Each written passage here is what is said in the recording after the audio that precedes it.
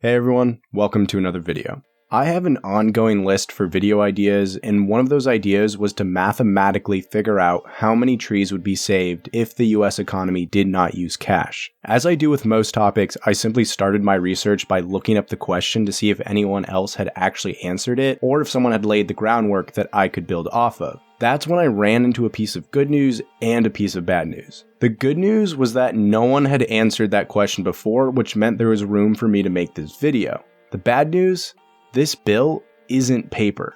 At least not what we normally use as paper. It's still technically paper, but it's not made from wood pulp. Instead, it's made from a mix of 75% cotton and 25% linen. But it wasn't always made that way. See, paper was first used way back in 997 AD during the Song dynasty in China. It was actually preceded by quote-unquote flying money, which allowed individuals to deposit money at one bank, receive a receipt, then show that receipt at a different bank to withdraw the same value that they deposited in the first bank. However, this wasn't strictly cash because it could not be exchanged between individuals. During the Song dynasty, a group of merchants began printing promissory notes that could be exchanged between people and for coins. Without regulation, the printing went uncontrolled and eventually led to runaway inflation, leading the then government to print their own notes and regulate the printing process. Fast forward several centuries to 1661 when a banker named Johann Palmstruck got permission from the Swedish government to experiment with paper money which could be exchanged for coins at his bank. As economic activity was increasing across Europe, it was obvious that a better system than coins was needed to hold value and easily exchange that value between people.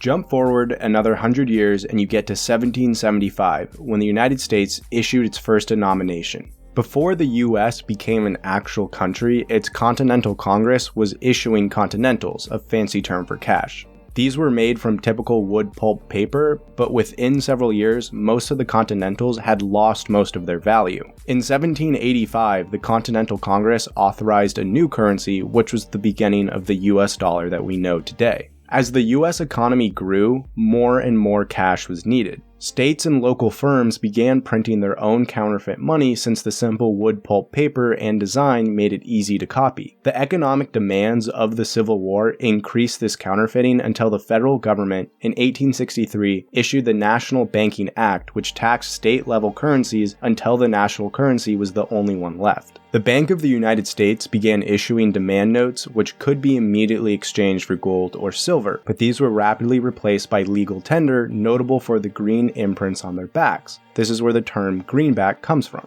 As for solving the issue of counterfeiting, the demand notes and later legal tender revealed engraving, geometric work patterns, a US Department of the Treasury seal, and engraved signatures. In 1869, the Bureau of Engraving and Printing began officially making these federal notes, since private firms originally produced and sent them to the Bureau for final edits. In 1929, the bills became standardized through a series of changes that would further deter counterfeiting. I couldn't actually find the material that was used to make these bills, nor could I find the actual date for when the cotton-linen mix was instituted, but I did read through the Treasury Department's Appropriation Bill of 1929, in which a hearing about these standardization processes took place. This bill shows that a new type of paper was introduced that was considerably stronger than older types to make the bills more durable. A piece from the hearing reads that they developed a paper which had a much higher folding strength and with approximately the same strength in both directions. Also, the 1929 bill shows that the standardized bill can survive 3,500 double folds in each direction of the paper as finished.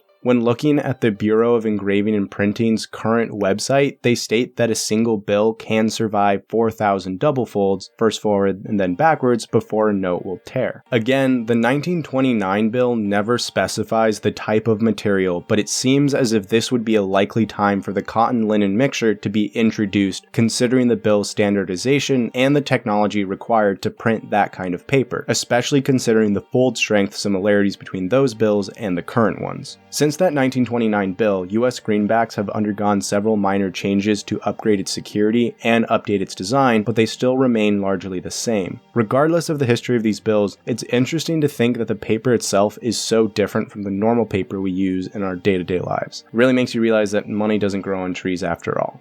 I was originally going to end the video there, but as I was recording my script, it sounded way too cheesy. Now I don't have a way to end the video. Still, I learned that ending the usage of cash probably won't save as many trees as I thought, so it's probably a good idea that I research my questions before I start my videos.